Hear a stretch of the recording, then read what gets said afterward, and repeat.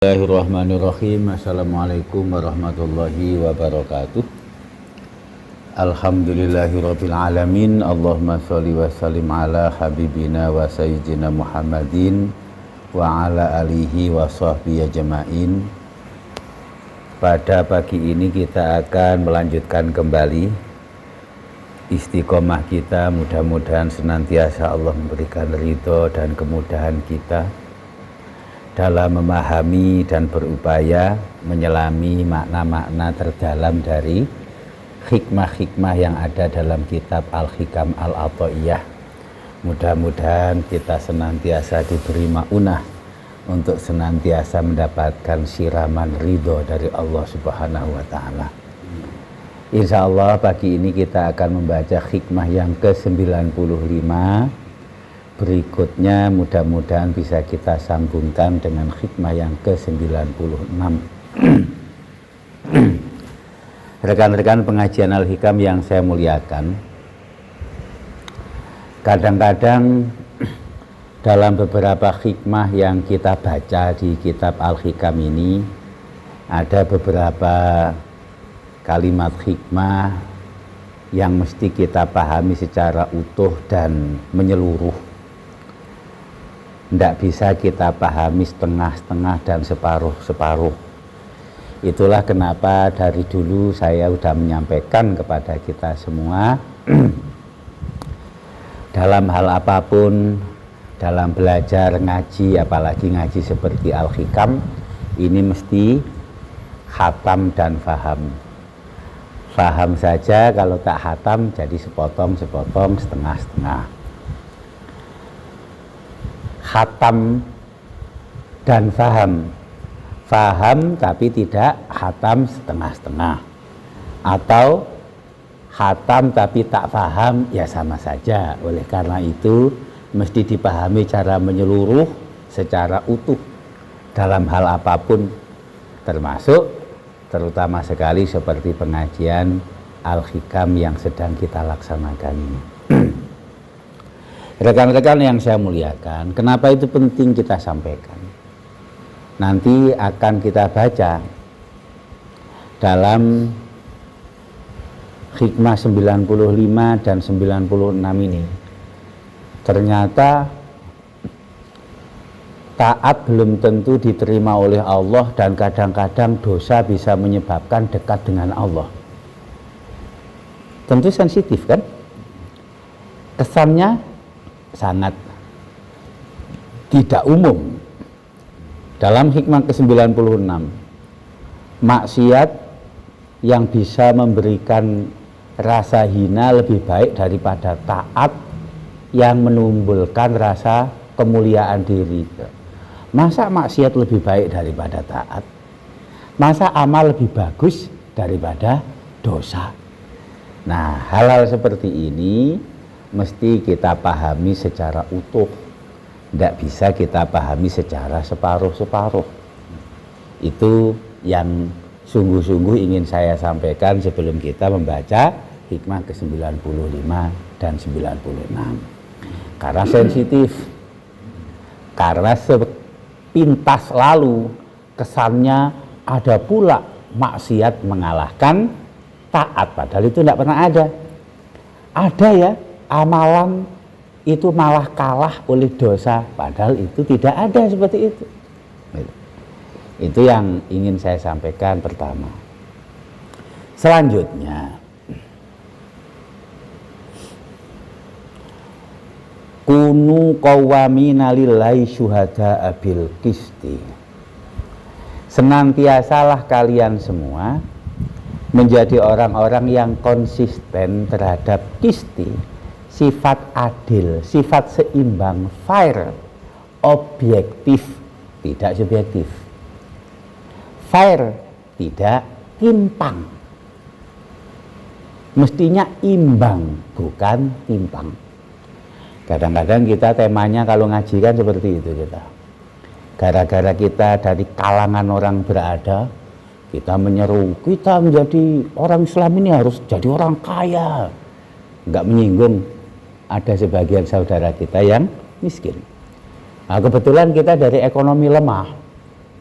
Kita diajarkan oleh agama kita yaitu senantiasa hidup sederhana, hidup kaya, hidup yang menghambur-hamburkan dunia itu adalah tercela.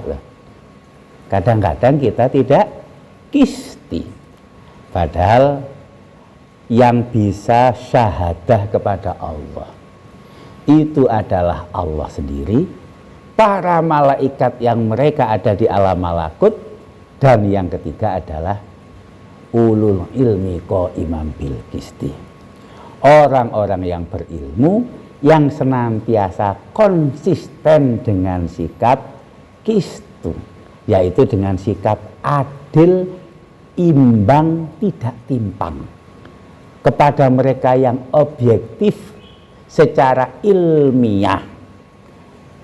Kita seringnya kan pakai perasaan, gara-gara bendera ormasnya beda, gara-gara kita tergabung dalam kelompok yang tidak sama, akhirnya kita sering membincangkan sesuatu itu tidak secara objektif, tidak qistu. Nah, kadang-kadang seperti itu. Nah, ini saya berharap bahwa membaca hikmah ke-95 dan 96 yang akan kita baca, motivasinya itu tadi qistu, yaitu senantiasa objektif, berlandaskan apa yang ada sesuai dengan apa yang mendasari secara keilmuan, dan motivasi kita senantiasa lillahi ta'ala. Orang yang qistu, orang muqsitin, yang qaiman bil qisti, itu berat betul. Rasulullah diberi pesan oleh Allah Subhanahu wa ta'ala, kalau ada orang-orang musyrik datang kepada kalian, orang musyrik ini datang, kemudian mereka minta tahkim, mereka minta pendapat hukum, mereka minta keputusan hukum. Kata Allah, wa idza hakamta fahkum bainahum bil qisti. Kalau kau mau menghukumi wahai Muhammad, ya hukumi dengan adil, padahal sama orang musyrik. Padahal sama orang yang bisa jadi itu memusuhi kita. Kemudian Allah menutupnya dengan innallaha yuhibbul muqsitin. Allah sungguh mencintai orang-orang yang berlaku adil, orang-orang yang objektif, orang-orang yang tidak timpang, tapi orang-orang yang imbang. Maksud saya, kita membaca hikmah ke-95 dan 96 pagi ini harus seperti itu. Harus fair, utuh, imbang, tidak timpang. Sekaligus juga dalam hal apapun, termasuk dalam memberikan penilaian dan analisa hukum, apalagi memutuskan keputusan-keputusan sifatnya strategis berdasarkan agama kita. Mesti kita walaya jerimanakum syana'anu qaumin angsodukum anil masjidil harami anta ta'tadilu.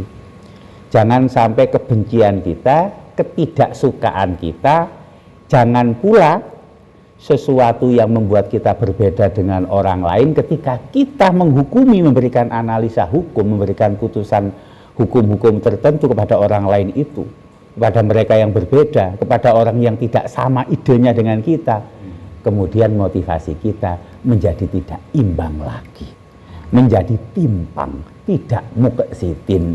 Oleh karena itu, tidak sembarang orang bisa mencapai syahadatullah.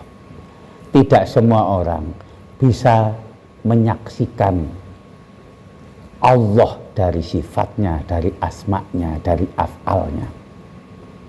Hanya mereka yang ulul ilmi qaiman bil qist, yaitu orang-orang yang berilmu, yang senantiasa konsisten dengan sifat qisti. Innallaha yuhibbul muqsitin. Mari kita mulai membaca hikmah ke-95 dengan membaca Bismillahirrahmanirrahim. Subhanaka la ilma lana illa ma 'allamtana innaka antal alimul hakim. Qala al-musannifu Ibnu Athaillah Sakandari, Rubama fatahalaka babato'ati wa ma fatahalaka babal qabuli Wa rubama qadha 'alaika bidzambi fakana sababan fil wusuli. Terjemahnya, rubama fataha laka babat taati. Terkadang Allah membukakan bagimu pintu taat. Wa ma fataha laka babal qabuli. Tapi Allah tidak membukakan bagimu pintu diterimanya taatmu itu. Wa rubama qadha 'alaika bidzambi. Dan kadang Allah mengqadha, menetapkanmu untuk melakukan suatu dosa.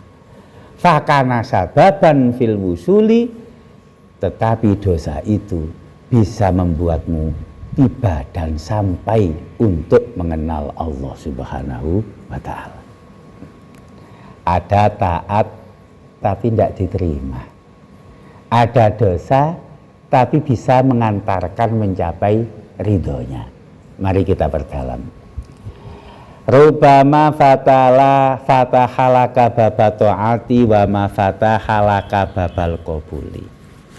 Kadang Allah membukakan bagimu pintu taat. Engkau taat. Engkau mengikut perintahnya. Engkau mengerjakan apa yang menjadi aturannya. Engkau mengamalkan apa yang diperintahkan oleh agamamu. Tapi wa ma fataha laka babal qabuli, tapi tidak diterima amalnya. Pintu untuk diterima amalmu ditutup oleh Allah Subhanahu wa ta'ala. Rekan-rekan yang saya muliakan, sesungguhnya ini dari awal-awal betul tentang amalan dan ibadah manusia. Allah sudah mengingatkan. Watslu alaihim naba abnai adama iz qarraba qurbanan fatuqbila min ahadihima wa lam yutaqabbal minal akhar. Ketika dua anak Adam melakukan perintah Allah, apa perintah Allah? Kurban. Kurban adalah salah satu ibadah paling lama. Kurban itu artinya mendekat kepada Allah. Mendekat kepada Allah dengan melakukan amalan-amalan yang diperintahkan oleh Allah Subhanahu wa ta'ala. Tapi ternyata Allah hanya menerima satu dari dua anak Adam itu. Yang lain tidak diterima. Kenapa? Innama yataqabbalallahu minal muttaqin. Allah hanya menerima amal dari orang yang bertakwa. Ini dalam bab kurban. Ternyata dalam ayat kurban yang lain itu Allah juga menyebutkan dalam Al-Hajj 37. Terkenal sekali, sering kita ulang-ulang, tapi kita kan sering nggak adil ya sama ayat Al-Quran. Ayat Al-Quran ini kita baca pas momentumnya saja, tapi tiap hari ya jarang kita baca. Padahal maknanya Al-Quran pasti universal kan. La yanalallaha luhumuha wala dima'uha wala kiryanaluhu taqwa minkum. Yang bisa memperoleh ridho Allah itu bukan daging-daging kurban, bukan darah-darah kurban, tapi ketakwaan. Inilah bukti bahwa banyak orang bisa jadi dia dibukakan kemudahan untuk melakukan amal, baik ibadah mahdhah maupun ghairu mahdhah.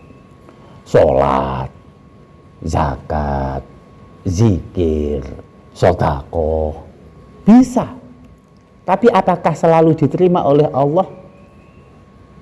Allah menyatakan innama yataqabbalallahu minal muttaqin. Yang diterima amalnya adalah amalnya orang-orang yang bertakwa, landasannya adalah takwa kepada Allah Subhanahu wa ta'ala. Landasannya adalah ikhlas kepada Allah Subhanahu wa ta'ala. Nah, ini yang saya sebutkan tadi. Kadang-kadang kalau kita membacanya tidak utuh, kalau gitu malaslah takwa. Maaf, males lah kalau gitu beramal. Orang amal saja belum tentu diterima. Kenapa gitu? Lanjutannya coba kita lihat. Wa rubama qadha 'alaika bidzambi fakana sababan fil wusuli. Kadang-kadang Allah menetapkan engkau melakukan suatu dosa, justru dosa itu bisa mengantarkanmu untuk mencapai ridho Allah. Loh, ini bagaimana ini? Dosa bisa mengantarkan kita untuk wusul kepada Allah. Amal malah nggak diterima. Nah, kalau gitu ya sudahlah, kalau itu dosa-dosa aja lah kita. Nah, kan kesannya seperti itu. Ini kalau kita tidak membaca cara itu. Rekan-rekan yang saya muliakan, apapun itu temanya, apapun itu yang kita baca dalam hikmah-hikmah hikam ini, sering kita sampaikan bahwa semata-mata kita adalah berusaha untuk memahami tentang maha kuasanya Allah, tentang maha baiknya Allah. Bukan berusaha untuk memahami dan berusaha memunculkan hebatnya kita, baiknya kita, bukan itu. Kita mendapatkan kebaikan dari maha baiknya Allah, kita mendapatkan sedikit sekali. Apapun itu kemuliaan, semata-mata itu limpahan dari kemuliaan Allah. Mesti kita lepaskan apa yang dalam diri kita. Tetapi semata-mata murni kita mengagumi Allah, kita berusaha memahami apapun tentang sifatullah, asma'ihil husna dan af'alnya, bahkan zatnya. Nah, termasuk dalam hal ini, warubama qadha 'alaika bidzambi fakana sababan fil wusul. Kadang ada dosa, justru dosa itu mengantarkan kita untuk bisa mencapai ridhonya. Saya pernah mengatakan kepada kita semua, hanya hamba Allah yang diberi keistimewaan seperti ini. Karena begitu maha baiknya Allah. Dan ini nggak ada di tempat lain, nggak ada bersama siapapun kecuali Allah. Berbuat buruk, tapi balasannya baik. Apa itu? Taubat. Berbuat dosa, tapi justru nantinya mendapatkan pahala. Tadi kalau Allah menyukai mereka yang muqsitin, dalam Al-Baqarah 222 Allah juga mengatakan yuhibbut tawabin. Allah itu mencintai orang-orang yang taubat. Allah itu mencintai orang-orang yang taubat. Hadis ini sahih dari sahabat Anas bin Malik, diriwayatkan oleh Imam At-Tirmizi. Kullu bani Adam khata'un wa khairul khata'ina tawabun.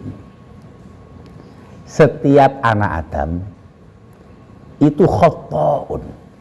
Khata'un itu kan sirah mubalawah ya. Banyak salah kata Nabi. Dan Nabi bersabdanya apa? Kullu bani Adam. Setiap anak Adam itu khata'. Banyak salah, bukan satu salah loh, banyak salah. Tapi kemudian wa khairul khata'ina tawabun. Sebaik-baiknya orang yang banyak salah adalah yang bertaubat kepada Allah. Bukankah Allah itu mencintai orang yang banyak taubat? Coba kita baca Asyura 25. Wa huwallazi yaqbalu taubata an ibadihi wa ya'fu 'anis sayyiati wa ya'lamu ma taf'alun. Dialah Allah yang menerima taubat dari hamba-hambanya dan mengampuni keburukan-keburukan. Dan Allah mengetahui apapun yang kita lakukan. Asyura 25. Alam ya'lamu anna Allah wa yaqbalu taubata an ibadihi wa ya'khudhu shadaqati wa anna Allah huwa tawwabur rahim. Adakah mereka tidak mengetahui dalam Taubat 104 bahwa Allah menerima taubat dari hamba-hambanya, dan Allah juga berkenan untuk memberikan ridho dari sedekah-sedekah kita. Rekan-rekan yang saya muliakan, di mana kita mencari? Ada keburukan kita lakukan, tapi kemudian kita berujung mendapatkan kebaikan. Di mana kita cari? Kesalahan kita lakukan, tapi kesalahan itu bisa membawa kita mendapatkan bukan hukuman, tapi mendapatkan balasan kenikmatan. Di mana? Kalau bukan, mohon maaf kasarnya, urusan sama Allah, urusan sama manusia. Setiap kecil apapun dosa, kesalahan, kealpaan, kalau manusia itu bisa ya, ini pasti ada sanksinya, pasti ada sanksinya. Kalau umpama bisa diringankan, paling ya abolisi, amnesti, ya kan, dilepaskan. Apa dapat ganjaran kebaikan? Enggak. Apakah dapat kebaikan dan kenikmatan sebagai balasan? Tidak. Hanya Allah yang bisa memberikan seperti itu. Sehingga Allah menyebut dia sebagai At-Tawwab, yaitu Tuhan yang maha banyak menerima taubat hamba-hambanya. Dan perlu kita ketahui, dalam Al-Quran 90% ketika Allah memproklamirkan dirinya sebagai At-Tawwab, yaitu zat yang banyak menerima taubat, selalu membersamai dengan Ar-Rahim, At-Tawwabur Rahim. Allah itu sungguh banyak menerima taubat hambanya, sekaligus dia yang maha penyayang kepada hamba-hambanya. Di mana kita menemukan seperti ini? Dengan siapa kita bisa mendapatkan seperti ini? Kecuali itu adalah dari Allah yang maha baik. Oleh karenanya, qadha 'alaika bidzambi fakana sababan fil wusuli. Terkadang engkau ditetapkan mendapatkan suatu laku di dunia ini untuk berdosa, tapi berdosa itu bisa mengantarkan engkau meraih ridhonya. Konteksnya apa? Konteksnya adalah taubat kepada Allah. Konteksnya adalah dosa yang mesti ingkisar, dosa yang berhenti, bukan terus menerus. Wah, ini enak ini. Dosa ini bisa mengantarkan kita kepada ridho Allah. Orang amal saja itu banyak ditutup sama Allah untuk diterimanya. Udahlah kalau gitu dosa aja. Lah ini namanya kita tidak membaca secara utuh. Kebetulan kita ini banyak dosa, ini ada dalilnya ini. Kebetulan pula kita itu banyak amal, jarang dosa. Aku kan sudah ngamal, itu pun juga salah. Oleh karenanya, bagi kita yang beramal, waspada, senantiasa hati-hati, terus kita perbaiki amal-amal kita. Karena belum tentu amal kita diterima oleh Allah. Belum tentu kita mendapatkan kesempatan amal, begitu juga kesempatan diterima itu kita dapati, belum tentu. Tetapi bukan berarti kita meninggalkan amal. Sama, setiap ada siapapun di antara kita, apalagi ketika kita melihat orang, ada orang tukang dosa, oh kalau gitu orang itu mesti ahli neraka. Oh belum tentu. Seberapa banyak sahabat Rasulullah yang mereka adalah manusia-manusia mulia, yang sampai kapanpun kita tidak bisa sejajar kemuliaan kita dengan beliau-beliau para sahabat. Banyak di antara mereka adalah musuh-musuh Allah Subhanahu wa Ta'ala. Banyak di antara mereka adalah orang-orang yang memusuhi Allah dan Rasulnya. Banyak di antara mereka yang merupakan penghalang dari dakwahnya Rasulullah. Sebut saja Umar bin Khattab, Khalid bin Walid, Abi Sufyan, Bisa kita menemui kemuliaan mereka? Tidak bisa. Bisa kita sejajar dengan kehebatan beliau-beliau? Tidak akan bisa. Dan mereka adalah sesungguhnya orang-orang yang pernah menjadi musuh utama, menjadi penghalang dari dakwahnya Rasulullah Muhammad Sallallahu Alaihi Wasallam. Tapi kenyataannya apa? Ya ini, dalam konteks inilah qadha alaika bizambi fakana sababan fil wusuli. Wa akharuna tarafu bizunubihim khalatu amalan sholihan wa akhara sayyi'a asallahu ayatuba alaihim innallaha ghafurur rahim. At-Taubah 102. Ada orang yang mengakui dosa-dosa mereka dan kehidupan mereka campur aduk antara baik dan buruk, tapi asallahu ayatuba alaihim, bisa jadi Allah itu akan menerima taubat mereka sebab innallaha ghafurur rahim. Teman-teman yang saya muliakan, ketika kita melihat ini kepada orang lain, ketika ada orang lain secara kasat mata dosa bercampur dengan kehidupannya, kadang-kadang mereka melakukan maksiat, dalam hati kita melihat keagungan Allah Subhanahu wa Ta'ala. Sambil berdoa-doa, andai dalam hati penuh ketulusan ya, mudah-mudahan mereka diberi kesempatan taubat. Bukankah kita senang itu nanti di surga rame-rame kan? Kalau di surga sepi-sepi kan tidak enak, apalagi kita benci Allah itu ahli neraka. Kalau ini terjadi kepada kita berdosa, kita melakukan maksiat, segera bertaubatlah kepada Allah Subhanahu wa Ta'ala. Afala yatubuna ilallahi wa yastaghfiruna. Begitu kita ada dosa, begitu kita bermaksiat, dan itu wajar. Maksudnya wajar itu kita manusia, bukan berarti terus menerus. Tapi segeralah kemudian bertaubat kepada Allah Subhanahu wa Ta'ala, agar itu menjadi bagian daripada jalan yang kita lalui untuk menuju ridho Allah. Bukan kemudian kita terus menerus itu dosa kita pertahankan, bukan. Tapi segera selesai, segera tuntaskan dan beralih kepada taubat dan kembali kepada Allah Subhanahu wa Ta'ala. Artinya taubat ini kan kembali kepada Allah. Taubat itu kan artinya rujuk, yaitu kembali kepada Allah Subhanahu wa Ta'ala. Lah ini pentingnya. Oleh karenanya hati-hatinya di sini.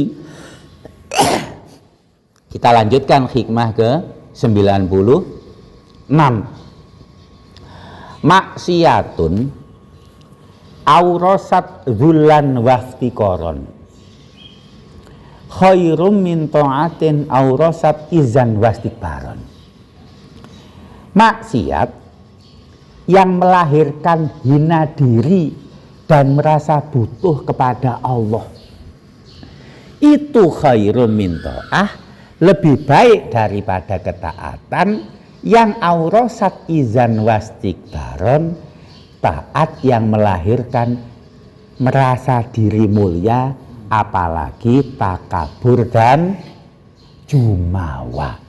Saya ulangi, maksiat yang bisa melahirkan hina diri dan rasa butuh kepada Allah Subhanahu wa Ta'ala lebih baik daripada taat yang melahirkan rasa merasa mulia dan jumawa, takabur.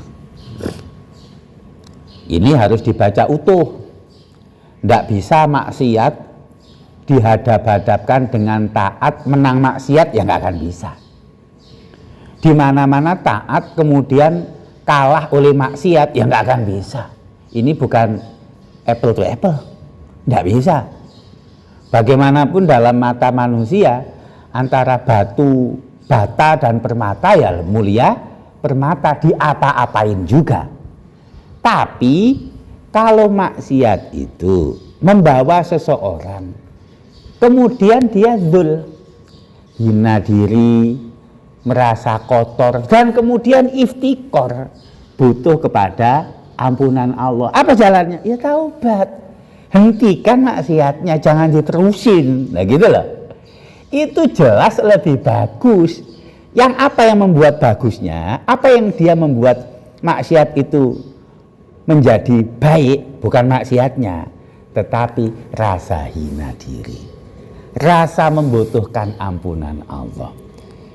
Lebih baik itu terjadi kepada kita daripada ada taat kita lakukan tanpa melahirkan kemurkaannya Allah. Gara-gara taat itu kita tidak takwa, tidak ikhlas, tapi kita merasa lebih hebat, kita merasa lebih mulia dari yang lain, dan kita merasa kita jumawa. Teman-teman yang saya muliakan, kalau awal-awal ibadah ada yang diterima, ada yang tidak di antara dua anak Adam, maka juga kita mengerti bahwa dosa terbesar dan dosa perdana dari makhluk itu adalah takabur, merasa diri lebih mulia. Illa iblis aba wastakbaro. Iblis kesalahan pertama apa? Sombong, takabur. Bahkan klaimnya iblis apa? Ana khairum minhu khalaqtani min nar wa khalaqtahu min tin. Sot 76. Aku lebih bagus, aku lebih mulia daripada Adam. Kan gitu ya. Dalam Al-A'raf 12, qala ana khairum minhu khalaqtani min nar wa khalaqtahu min tin. Perasaan lebih bagus, karena kita nggak ada yang bagus itu. Yang bagus itu Allah. Kita hanya sedikit mendapatkan limpahan dari karunia-Nya. Aku lebih mulia, itu kan nggak bisa, dan itu nggak akan pernah ada untuk kita orang yang mukmin seharusnya. Aku lebih baik, oh tidak ada, karena kebaikan itu hakikatnya dari Allah Subhanahu wa Ta'ala. Dan rasa lebih mulia, rasa lebih lebih tinggi kemudian menimbulkan takabur. Andai itu munculnya dari taat, bahaya. Lebih bagus perasaan hina diri, perasaan tidak mempunyai apapun, tapi selalu butuh kepada Allah, butuh ampunannya, butuh mendapatkan karunia-Nya, butuh mendapatkan segala fadilah dari Allah Subhanahu wa Ta'ala. Itu lebih baik. Oleh karenanya Rasulullah Muhammad SAW, yang dikhawatirkan oleh Nabi itu bukan soal dosa sebenarnya, tetapi ujub kita, tapi rasa hebat kita. Nabi ini dalam hadis sahih, laulam tatnibulah khasyaitu alaikum ma huwa asyadu min dzalik al ujbu. Andai kalian tak berdosa, ada yang lebih aku khawatirkan dari itu, kata Nabi. Kalian tidak berdosa, ada yang lebih aku khawatirkan. Apa itu? Al-ujbu, ujub, rasa bangga diri, rasa merasa kehebatan itu muncul daripada kita. Wah, aku udah sholat, udah selesai, kan? Dan kemudian kita timbul, oh ini memang aku ini jadi orang soleh, aku ini orang yang hebat, aku ini orang yang lebih baik dari si A, si B, si C. Orang itu nampaknya kan nggak sholat. Yakin kau husnul khotimah? Yakin kau istiqomah sampai akhir hayatmu? Kemudian engkau dicabut oleh malaikat nyawamu dari dunia ini, kamu keadaan husnul khotimah? Banyak bukti, fakta. Orang yang hampir sepanjang hidupnya berdosa, tapi kemudian Allah memberikan husnul khotimah. Itu mudah saja bagi Allah. Bukankah Allah At-Tawwabur Rahim? Kita itu melihat Allah, nggak melihat orang-orang fenomena itu yang kita lihat Allah. Kan kita belajar untuk selalu mengagumi Allah, memahami Allah, mengerti seperti apa sifat-sifatnya, sehingga kita bisa selalu mengambil hikmah dari setiap afalnya. Ini yang agak sensitif ini seperti ini ya. Ini sensitif, tapi dengarkan oleh kita semua. Para syarah hikam, para pensyarah hikam ada yang menyetir seperti ini. Qala syaikhu syuyukhina. Di antara guru-guru kita itu ada yang sampai mengatakan begini. Maksiatun billahi khairum min alfi ta'atin binafsi. Melakukan maksiat dengan kesadaran itu adalah kesalahan dirinya, dan itu adalah takdir Allah. Itu lebih baik daripada taat yang taat itu diyakini karena kehebatan dirinya sendiri. Ini sensitif loh ya, jangan diambil tanpa memahami secara utuh. Wah kalau gitu ya udahlah, kalau gitu saya maksiat aja tapi sadar kalau maksiat kita itu adalah Allah yang mentakdirkan. Nah, repot kalau gitu itu. Kita itu maksiat, ma asobaka min hasanatin faminallah wa ma asobaka min sayyiatin faminallah. Keburukan, kebaikan. Salah satu daripada ikrar kita dalam rukun iman adalah khairuhu wa syarruhu minallah. Itu yakin. Akan tetapi bukan berarti menjadi validasi untuk kita terus-menerus maksiat, enggak begitu. Tetapi mestinya yang zul dan iftikor, kemaksiatan yang membuat kita merasa harus selesai dan harus kembali kepada Allah. Bahwa ketika kita dosa, hina kita. Dan kehinaan itu sungguh-sungguh mendalam dalam jiwa, dan kemudian kita tumbuh rasa iftikor kepada maghfirah Allah Subhanahu wa ta'ala. Karena itu yang kita butuhkan. Nah, perasaan seperti itu jelas lebih baik daripada timbulnya ujub diri, timbulnya bangga-bangga, apalagi jumawa yang itu timbul dari ibadah dan taat yang kita lakukan. Dengan demikian, apapun taat, apapun kebaikan, jangan dinisbatkanlah kepada kita. Karena itu semata-mata kebaikan dari Allah yang tiada tara.